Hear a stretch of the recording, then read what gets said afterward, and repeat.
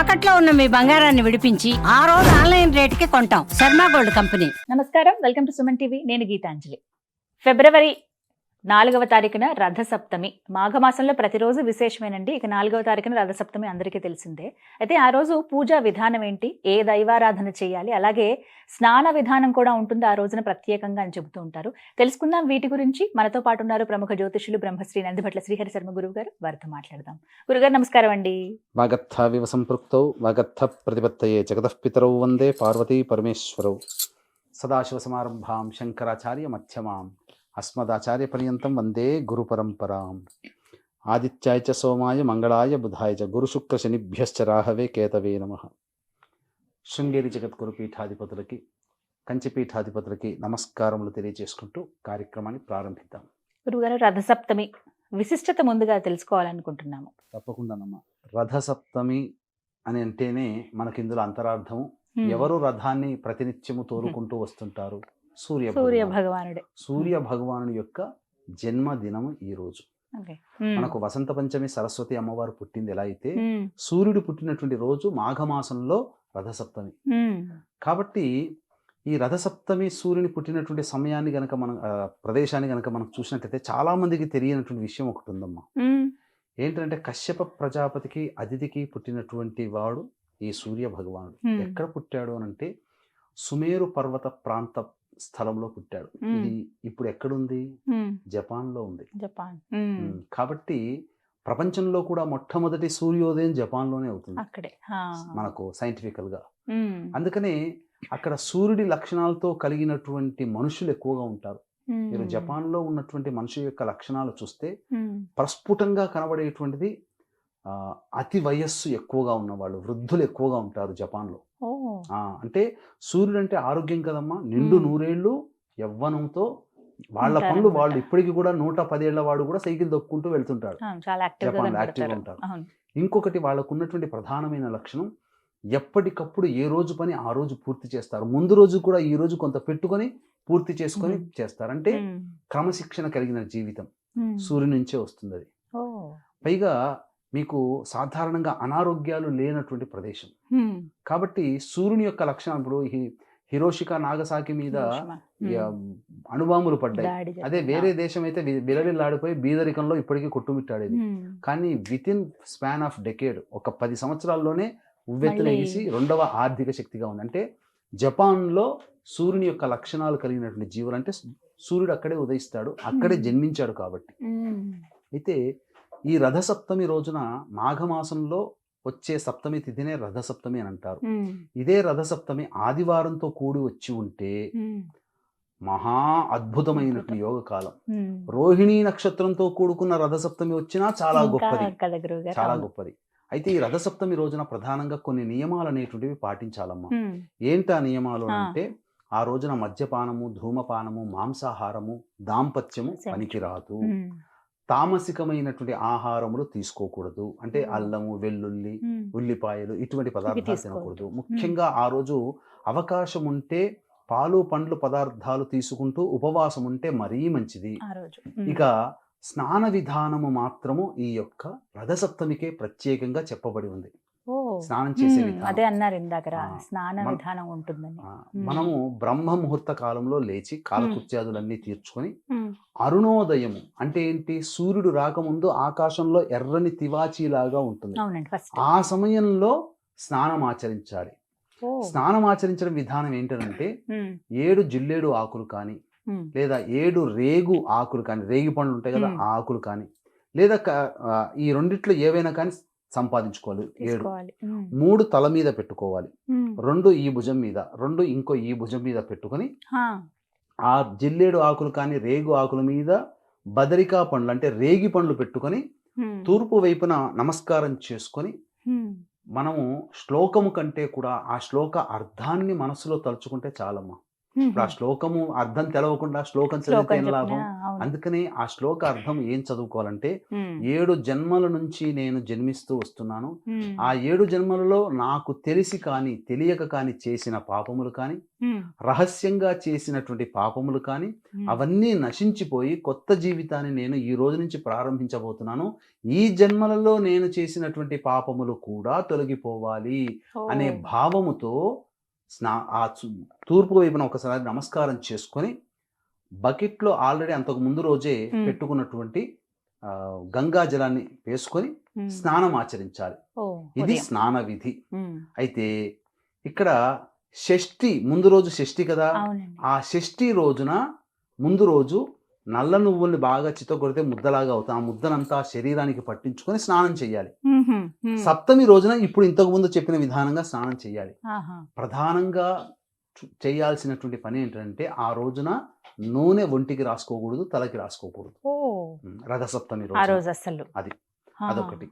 ఇక తరువాత ఉదయిస్తున్నటువంటి సూర్యుడికి నమస్కారం చేసుకొని సూర్యాష్టకం 6 సార్లు చదివి 6 సార్లు అర్ఘ్యం సూర్యాయ నమః తర్పయామి, సూర్యాయ నమః తర్పయామి అంటూ 6 సార్లు అర్ఘ్యం ఇచ్చేసి తర్వాత దేవతా పూజ చేసుకోవాలమ్మా. అంటే ఇంట్లో యథావిధిగా ఎలా అయితే పూజ చేస్తామో అలాగే చేయమంటారా? దేవతలలో కూడా మనకేంటంటే ఆ రోజు ఈశ్వరుని ఆరాధన చేయమని చాలా చక్కగా చెప్పబడి ఉంది. అంతేకాకుండా చిక్కుడుకాయ గింజలతో రథాన్ని ఏర్పరచుకోవాలి. ఆ మధ్యలో చిక్కుడు ఆకులని పెట్టి లేదా తమలపాకులైనా కానీ పెట్టి సూర్య ప్రతిమ ఎలాంటి లక్షణం అంటే 7 గుర్రాలతో ఉన్నటువంటిది, అనూరుడు అంటే రథసారథి, లోపల సూర్య భగవానుడు ఉన్నటువంటి చిత్రపు వెండి రూపు దొరుకుతుంది. వెండి రూపు పెట్టాలండి. వెండి రూపు దొరుకుతుంది. లేదా అవి దొరకకపోతే చిత్రపటమైనా పెట్టుకోవచ్చు. ఆ యొక్క విధానంగా ఆ రథములో పెట్టి అప్పుడు పంచోపచార విధానంగా ధూపదీప నైవేద్యములు ఇచ్చి సూర్య అష్టోత్తరము కానీ విష్ణు సహస్రనామ పారాయణం కానీ సూర్య సహస్రనామ పారాయణం కానీ ఆ రోజున చదవాలి. ఇదంతా బయట ఆరబయట సూర్యకిరణాలు పడే చెట్టు దగ్గర చేయాలి. తులసి చెట్టు దగ్గర సూర్యకిరణాలు పడుతుంటే ఆ రోజున మనం సూర్యకిరణాలు మన ఒంటి మీద పడాలి. ఇప్పుడు మనకు కరోనా నుంచి వచ్చినటువంటి అందరికీ తెలిసింది ఏంటంటే ప్రతి వ్యక్తిలో డి విటమిన్ లోపం ఉంది. అంటే ఇంట్లోనే కూర్చుంటున్నాం, కారు ఎక్కుతున్నాం, ఆఫీసుకు పోతున్నాం, పైగా ఈ రథసప్తమి రోజున సూర్యునిలో ఉన్నటువంటి అమృత కిరణాలు అనేటువంటివి మన శరీరాన్ని తాకి మనకు గొప్ప ఆరోగ్యాన్ని ఇస్తాయి. ఇది విధానంగా చేయాల్సినటువంటిది.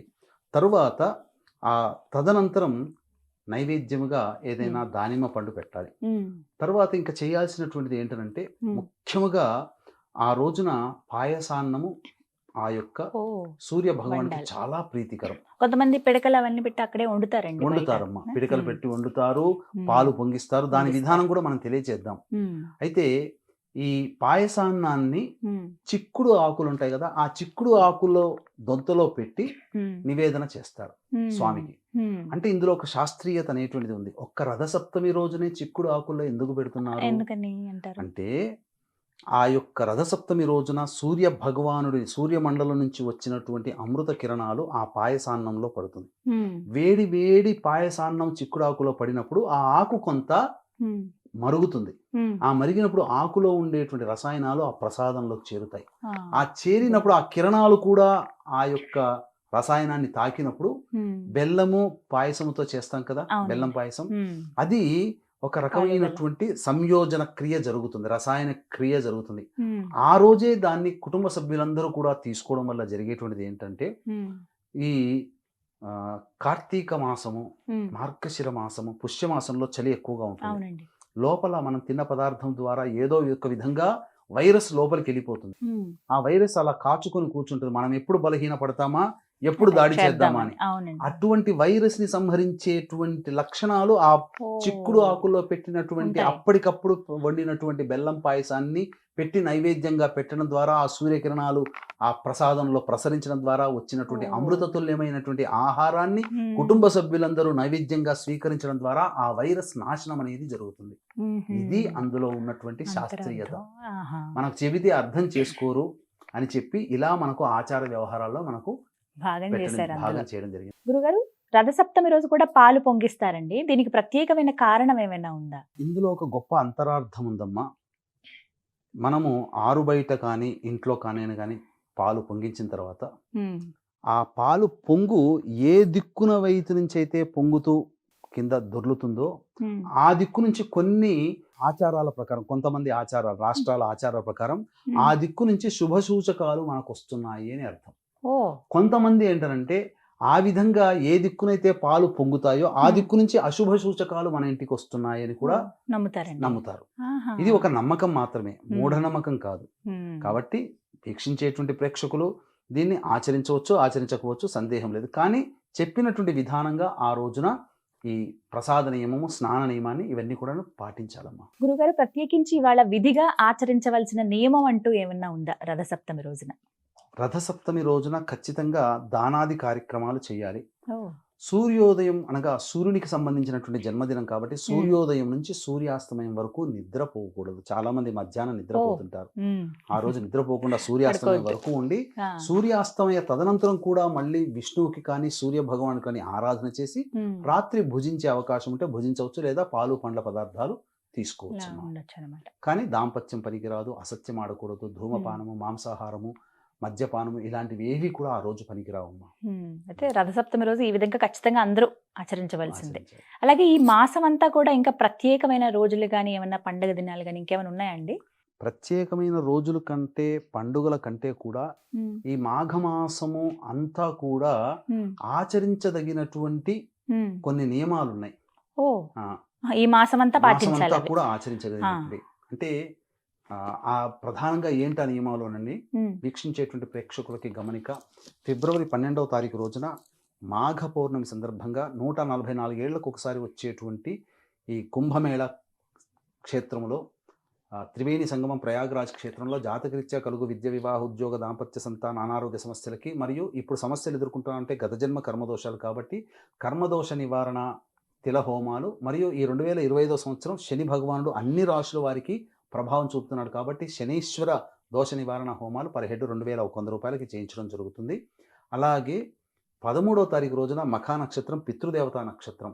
ఆ రోజున మనకు పుష్కరాలు ఎలాగో కుంభమేళా కూడా అలాగే కాబట్టి భర్త వైపు, భార్య వైపు 3 తరాల్లో మరణించిన వారి ఆత్మతృప్తి కోసం బ్రాహ్మణుని కర్తగా పెట్టి పిండ ప్రదాన తర్పణాది కార్యక్రమాలు చేయించడం జరుగుతుంది. వీటి వివరాలు కూడా కార్యక్రమ తదనంతరం చేసుకోవచ్చు. పరిస్థితులు కనుక అనుకూలిస్తే ప్రయాగ క్షేత్రంలోనే ఇవి జరుగుతాయి. ఒకవేళ అనుకూలించకపోతే ఖచ్చితంగా కాశీ క్షేత్రంలో ఇప్పుడు చెప్పబడినటువంటి పరిహారాలు చేయించడం జరుగుతుందని గమనించగలరు. ఇప్పుడు ఈ మాఘమాసములో సప్తమి తిథి నుంచి కానీ లేకపోతే మాఘమాసం అంతా కూడాను ఆచరించదగినటువంటి కొన్ని నియమాలు ఉన్నాయమ్మా. తప్పకుండా కొన్ని వ్రతాలు కూడా అంటారు. అవి నిత్యబాల వ్రతము, అలాగే ధనపాల వ్రతము, ఇలాంటి వ్రతాలు అనేటువంటివి ఉన్నాయి.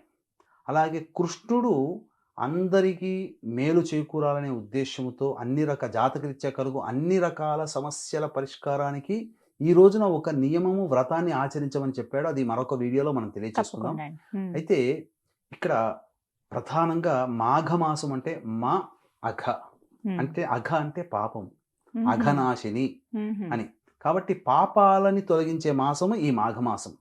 కావున మనకు శాస్త్ర ప్రకారం ఏం చెప్పబడి ఉందంటే, రవి మకర రాశిలో ఉండగా మాఘమాసములో ఎన్ని రోజులు ఉంటాయో అన్ని రోజులు సూర్యోదయాత్ పూర్వమే కాలకృత్యాదులు తీర్చుకొని సూర్యుడికి నమస్కారం చేయడం.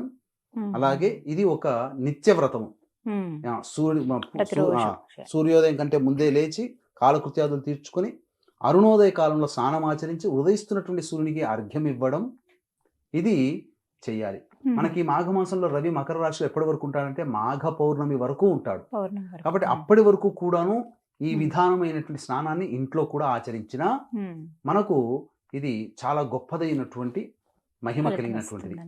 ఇక ఇంకొకటి ఏంటనంటే, మాఘమాసములోనే రవి మకర రాశిలో ఉండగా పౌర్ణమి కంటే ముందు వచ్చే ఆదివారం రోజున ఎవరైతే సూర్యనారాయణుని ఆరాధన చేస్తారో, అనగా సూర్య అష్టోత్తరముతో కానీ ఆ విధంగా మనం రథసప్తమి రోజున ఏ విధంగానైతే పూజ చేస్తామో ఆ విధంగా ఎవరైతే పూజ చేస్తారో వాళ్ళకి ఆ సంవత్సరం అంతా ఆర్థిక బాధలు, రుణ బాధలు, అనారోగ్య బాధలు ఉండవని మనకు చెప్పబడి ఉంది. ఇక ఇంకొకటి ఏంటంటే నిత్యపాల వ్రతము అని కూడా ఉన్నదమ్మా.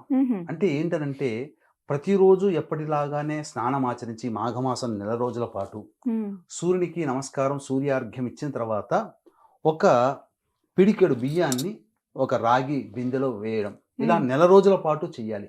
చేసి ఎంతైతే వస్తుందో, ఎంత బియ్యం అయితే వస్తుందో అంతకి 4 గింతల బియ్యాన్ని కలుపుకొని అమావాస్య రోజున స్వయంగా వండి ఆ పదార్థాన్ని అనాథలకి కానీ ఆశ్రమంలో ఎవరికైనా కానీ పెట్టినట్లయితే ఆ ప్రభావం వలన ఈ మాఘమాసమంతా నియమనిష్టలతో ఏ కుటుంబంలోని వారైతే చేస్తారో ఆ కుటుంబంలో భర్త వైపు భార్య వైపు ఉన్నటువంటి మరణించిన వాళ్ళకి ఆత్మతృప్తి కలుగుతుంది. ఎప్పుడు 1 రోజుల పాటు బియ్యాన్ని ఒక్కొక్క పిడికడు పెట్టి దానికి 4 గింతల బియ్యాన్ని కలిపి వంట వండి అన్నదాన కార్యక్రమాలు చేయాలని ఇది శాస్త్ర నియమంగా చెప్పబడి ఉంది. ఈ విధంగా చేసినటువంటి వాళ్ళకి అన్నపానాదులకి లోటు లేకుండా జీవితాంతం సుఖ సంతోషాదులతో ఉంటారని మనకు చెప్పబడి ఉంది. ఈ విధంగా ఈ మాసం అంతా ఆచరిస్తే మంచిదంట. చక్కగా వివరించారు గురుగారు, ధన్యవాదాలండి. సర్వం శ్రీ ఉమామహేశ్వర పరబ్రహ్మార్పణమస్తు.